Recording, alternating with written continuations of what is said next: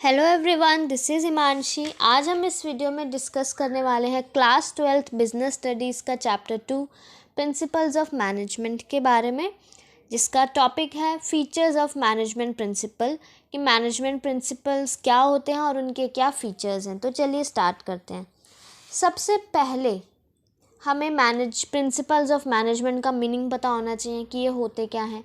तो management principles are broad and general guidelines for decision making and behaviour of managers.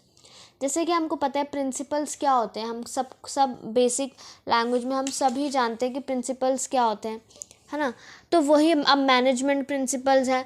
Management principles क्या होगा, नाम से पता चल रहा है कि एक तरीके से गाइडलाइंस की तरह है जो बताते हैं कि किस तरीके से हमको काम करना चाहिए, कैसे डिसीज़न मेकिंग में हमको हेल्प करते हैं।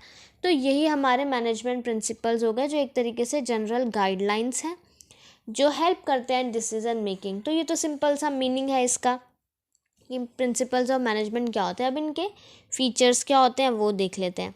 सबसे पहला फीचर है यूनिवर्सल एप्लीकेशन, या हम परवेसिव भी बोल सकते हैं कि जो प्रिंसिपल्स ऑफ मैनेजमेंट है वो यूनिवर्सल इन नेचर है। दैट मीन्स वो सारी टाइप के ऑर्गेनाइजेशंस में अप्लाइड होते हैं irrespective of the size and nature, कि ऑर्गेनाइजेशन का छोटी ऑर्गेनाइजेशन हो बड़ी हो क्या नेचर है, like business as well as non business, small as well as large business, public sector as well as private sector, सब जगह मैनेजमेंट प्रिंसिपल क्या होते हैं हमारे लगते हैं। तो इनकी यूनिवर्सल एप्लीकेबिलिटी है।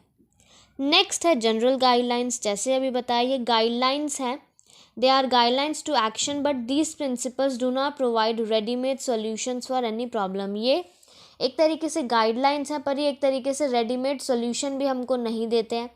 फॉर एग्जांपल जैसे हमारा प्रिंसिपल है स्टेबिलिटी ऑफ टेन्योर, आगे हम हेनरी फ्योल्स के 14 प्रिंसिपल्स हैं उसमें डिस्कस करेंगे कि जो प्रिंसिपल है the principle of stability of tenure, उसके अंदर हमें बोला जाता है कि एक स्टेबल टाइम पीरियड एम्प्लॉयज़ को दिया जाए ताकि वो सेटल डाउन हो जाए। पर वो कितना होना चाहिए, 6 मंथ्स 1 ईयर, वो डिपेंड करता है कंपनी टू कंपनी। तो ये हमारे general guidelines.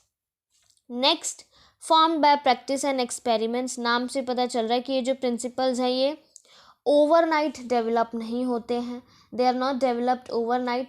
Proper observations and experiments are conducted. पूरी प्रॉपर ऑब्जर्वेशन और एक्सपेरिमेंट्स करी जाती हैं इन प्रिंसिपल को अप्लाई करने के लिए, इन प्रिंसिपल्स को बनाने के लिए, फॉर्म करने के लिए।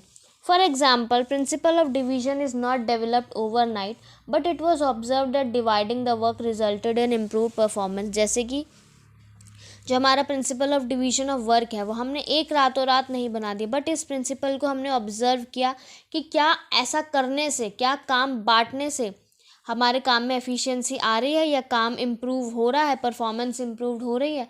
तो जब हमने इसको देखा, एक्सपेरिमेंट्स करे बहुत सारे, तब हमको पता चला कि यस ये करने से हमारे क्या है काम में इम्प्रूवमेंट आ रही है। तो जब जाके एक्सपेरिमेंट्स के थ्रू हमारे प्रिंसिपल बनाए गए। ठीक है, नेक्स्ट है फ्लेक्सिबल। फ्लेक्सिबल है, नाम से पता चल रहा है कि वो रिजिड स्टेटमेंट्स नहीं है, मतलब उनको हम चेंज कर सकते हैं डिफरेंट अंडर डिफरेंट कंडीशंस, हम उनको मॉडिफाई कर सकते हैं। This can be modified by the managers who are using them, हम उनको मॉडिफाई कर सकते हैं अपने अकॉर्डिंगली। देन नेक्स्ट है mainly behavioural. Management principles are form to guide and influence the behaviour of employees. ये क्यों बनाए जाते हैं, ताकि हम जो हमारे एम्प्लॉयज़ उनका बिहेवियर को इन्फ्लुएंस करें और उनको गाइड कर पाएँ। और ये हमारे प्रिंसिपल्स जो होते हैं वो दे इंसिस्ट ऑन इम्प्रूविंग रिलेशनशिप, कि वो रिलेशनशिप भी इम्प्रूव करना चाहते हैं बिटवीन सुपीरियर सबॉर्डिनेट्स और सारे मेंबर्स जो भी ऑर्गेनाइजेशन के। ठीक है, for example principle of discipline improves commitment of employees towards the organisation and esprit de corps moulds behaviour towards team spirit.